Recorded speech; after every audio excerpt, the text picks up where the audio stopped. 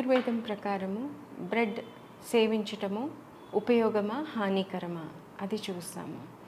ముందుగా ప్రతి మనిషి పోషణ కోసం ఆహారం సేవించాల్సిందే. ఆహారం ఎలా సేవించాలి?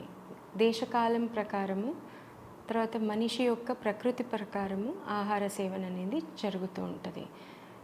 భారతదేశమే తీసుకుంటే ప్రతి ఒక్క ప్రాంతంలో వివిధ రకాలైన ఆహార అలవాట్లు అనేవి ఉంటాయి.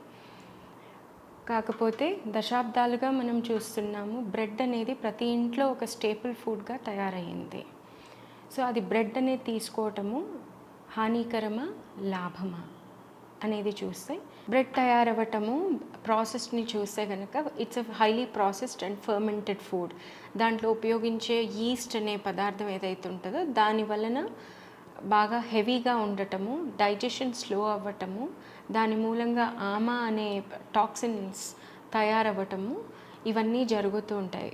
సో శరీరంలో ప్రతి ఒక్క ఆర్గన్ ఇస్ లింక్డ్, ప్రతి ఒక్క మెకానిజం, మెటబాలిజం ఇదంతా లింక్ అయి ఉంటుంది. కాబట్టి మనం ఇది దీర్ఘకాలంగా కనుక సేవించినట్లయితే దాని ప్రభావము ఫస్ట్ జఠరాగ్ని మీద పడి దాని తర్వాత ఎంటైర్ బాడీకి స్ప్రెడ్ అవుతుంది. సో ఏ ఆహారం తీసుకుంటాము అనే దాన్ని బట్టి మన బ్రెయిన్ యాక్టివిటీ, మన ఇమ్యూనిటీ సిస్టమ్ ఇదంతా ఆధారపడి ఉంటుంది. కాబట్టి మనం బ్రెడ్ సేవించడం అనేది ఎప్పుడో ఒకప్పుడు ఫర్మెంటెడ్ ఫుడ్ అనేది తీసుకోవడం బెటర్, కానీ not on a daily basis.